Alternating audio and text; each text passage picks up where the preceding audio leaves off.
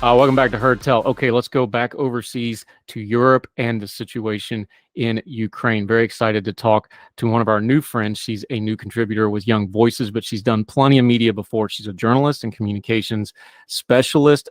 She is from Ukraine. She's currently in Poland.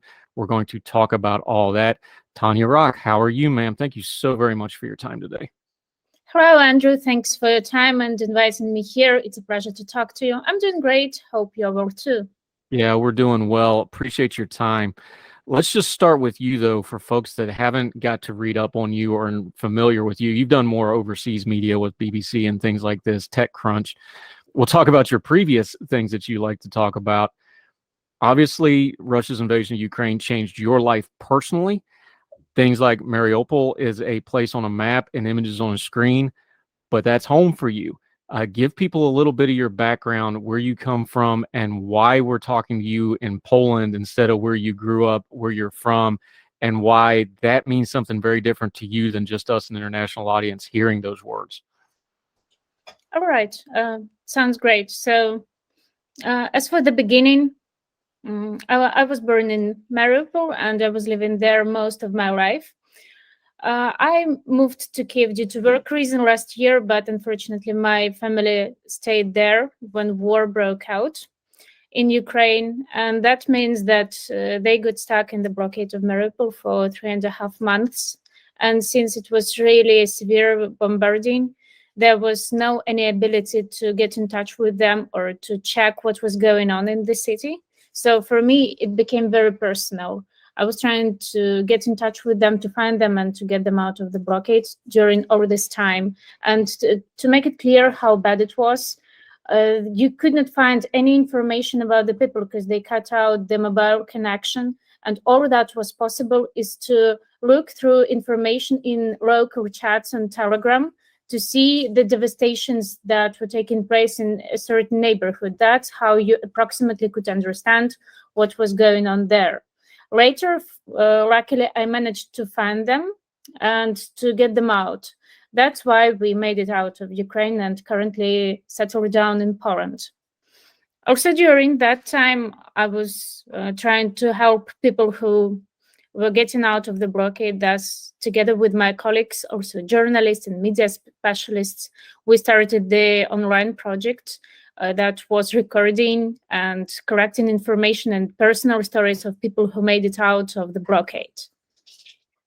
For folks that don't know, because you've been through this now, how accurate has been the coverage in Western media of all that? We're coming up on almost a year into this war now.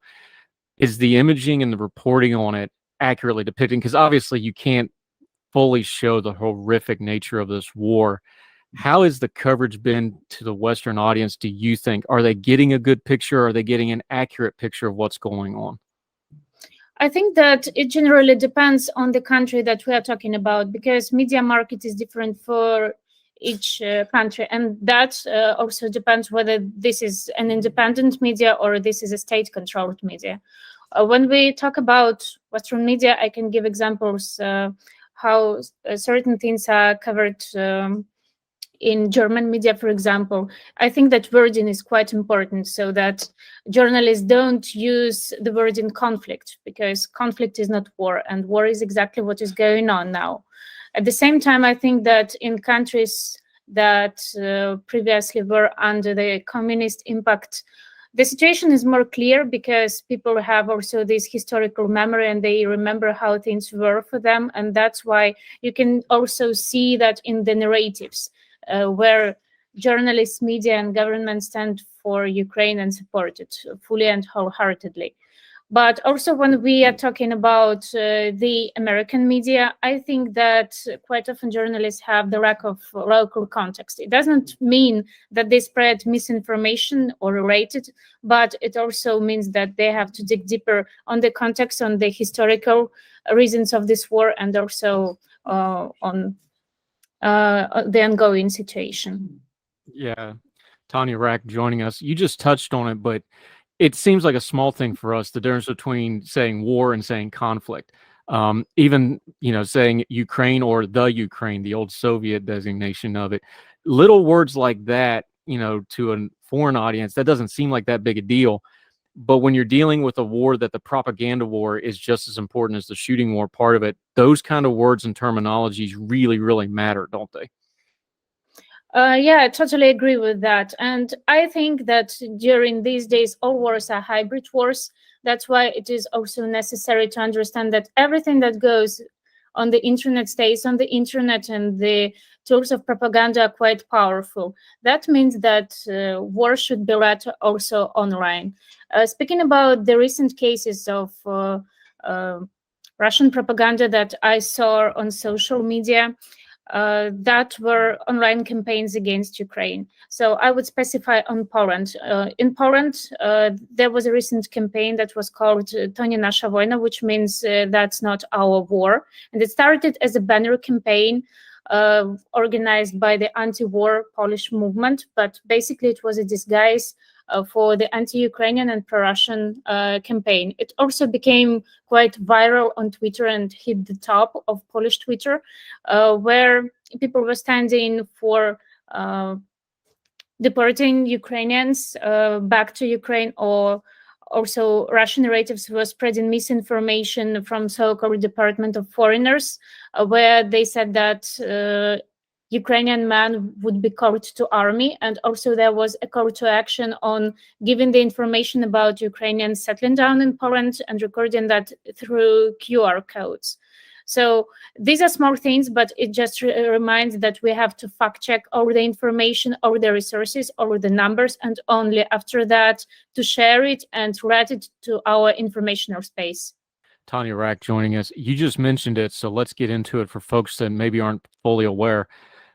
Refugees is something that Putin specifically and Russia as a foreign policy has found a way to try to weaponize, and they try to use that as a tool. The refugee crisis out of Ukraine is so massive.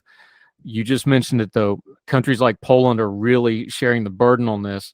This is just another front in the war, though. The propaganda and the politics surrounding refugees, that is a direct reflection of the war, but it's a purposeful reflection. That's made to happen to cause further chaos, isn't it? Definitely, yes. And I think that it is also necessary to highlight how refugees are labeled, how they are portrayed, and what would happen after this war ends. Due to the prognosis of the experts, war may last till 2024, 2025, and turn to a Cold War. But it also means that people would have to deal with the refugee crisis. Right now, there is approximately 6.5 million of Ukrainians who had to flee from country due to war. And Poland is a country that received the biggest amount of refugees.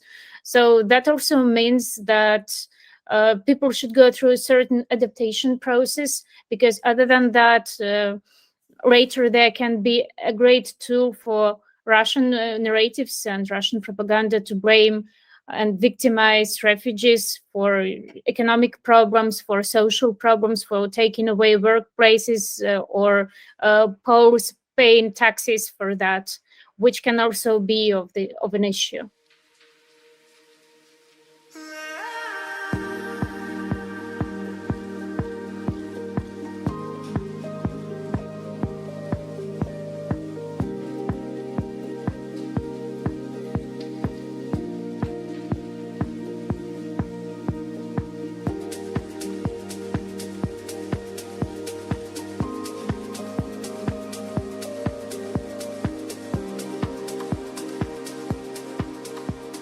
Tania Rak joining us.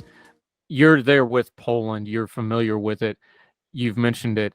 There's a lot of history there between Poland and Russia, obviously, the former Soviet Union and all that. Is that a piece of this story? Are people familiar with it, even though the politics of the moment, like the refugee crisis and the threat of Putin's aggression? How much does the history play into how Poland has become such a stark ally? And frankly, Poland's really been carrying the ball for most of the EU. They're out on point on most of this. How much does the history play into that? Because that is about a generation away now since the fall of the Iron Curtain. Is it a present thing that folks are thinking about, or is it just the immediate threat, or is there a combination of both those things that have made them such a staunch ally to the Ukrainian people? I would say that there are several factors to that. So first of all, of course, people and population have historical memory.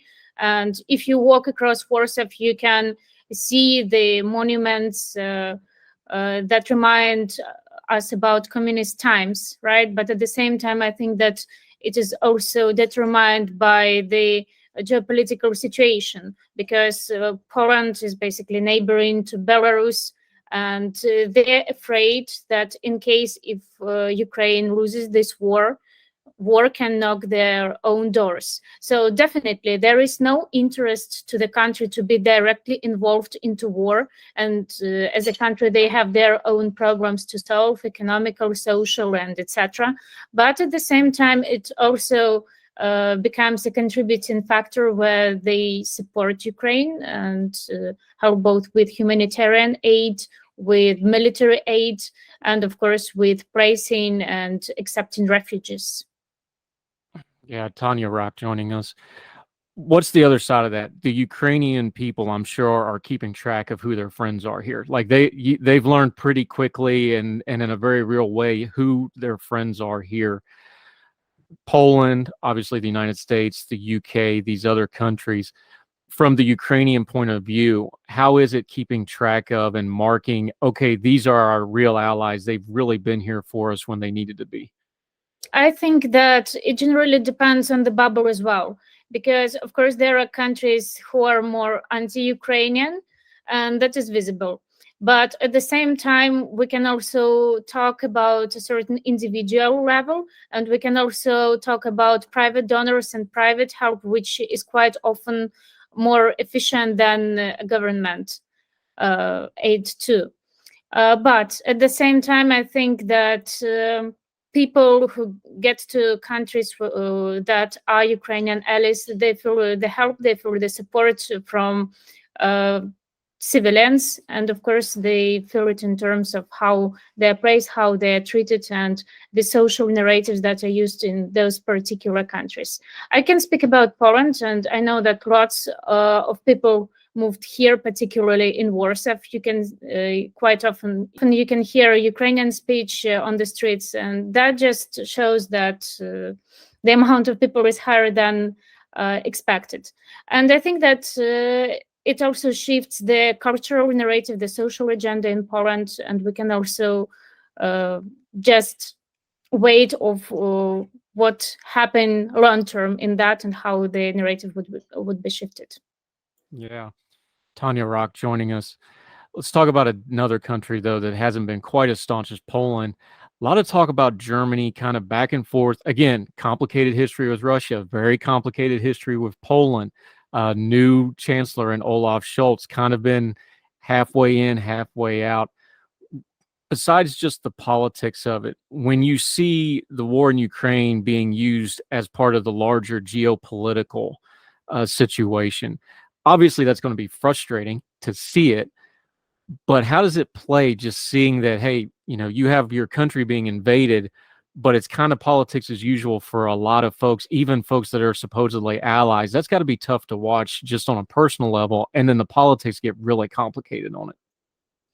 It is complicated, and of course there is this recent issue and a certain scandal with Leopard tanks, because of course in the beginning they promised to supply Ukraine with 88 tanks, but at the same time there is a difficulty with giving them as a military aid due to the need to repair them, but then also it is prolonged since you need to get the weapon for those tanks, and the details that are used for those tanks, they are no longer produced. And of course, we can see that from economical, geopolitical aspect, Germany is also trying not to be very rough in their conclusions. And I hope that that does not sound rough, but to sit on both chairs without spoiling the diplomatic relations with both countries. But it is what it is. Yeah, Tania Rak joining us. Let's talk about this way, though. 2-3 years ago, you weren't planning on sitting here talking to an American media audience about the war in your own country. That wasn't part of your life plan, right? You were, working in tech stuff, you were doing these things. You have an entire generation of folks like you from Ukraine now. This will be probably the defining moment in their life in a lot of ways. For somebody that hasn't been through that, how has that changed your life? It's not just career and, going to university and career and what am I going to do with my life? It's how do we survive? Am I going to have a country? How do we do these things? Try to explain that to somebody, because we just see the headlines. There's millions of folks just like you. Your whole life has been upended by this conflict. How does that affect you? How does that change your view on things? Just try to explain that to those of us that just see this on TV. So I think that war changes your mind once and forever. First of all, you become more radical in your thoughts. You see world more black and white without gray shadows. And of course, once you experience war, you, as trivial as it may sound, you understand how precious life can be and that it can end up quite soon and quite easy. That's why you start to appreciate each moment. When it comes to the position of you, or when it comes to a personal position as a citizen, it just determines that you cannot be apolitical as some of people used to be. And right now, when I hear that people are saying something like that, I don't trust them, because they're still in the context. They just don't realize it. And all the political agenda, all the things that are going on the global arena, they still impact them. It's just that they're not completely aware about them. It also changed my perspective on the things that I find valuable and the things that I work on. Right now, I would like to dedicate my life to more social projects and to civil activities that matter, that bring difference, that are also connected with my country, with supporting it, rebuilding it. Does not matter whether I continue working with Ukrainian projects, clients, businesses, and I help them to grow and to survive during these war times, or it's more about non-profit sector, where I also work with organizations that are providing help to my country, or directly with people who would like to provide help to my country, or to a certain level to help people who got into difficult situations because of war. Because war is not something you choose, but war is also not about the death. It's a certain way of life, and you have to adjust to it and to make your living despite all those obstacles and circumstances.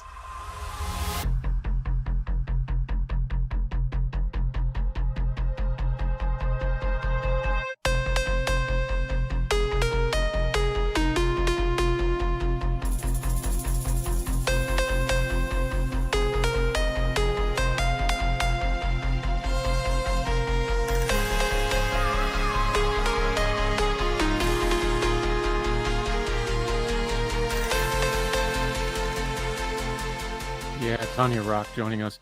One of those ways it's overcome that's become very apparent, and you were kind of in this field already, but like you said, it probably focused you. The technology aspect of this conflict and the war and the invasion and what the Ukrainian people have been through. This has really been so important because the Ukrainian people have really been able to almost voice themselves in a way.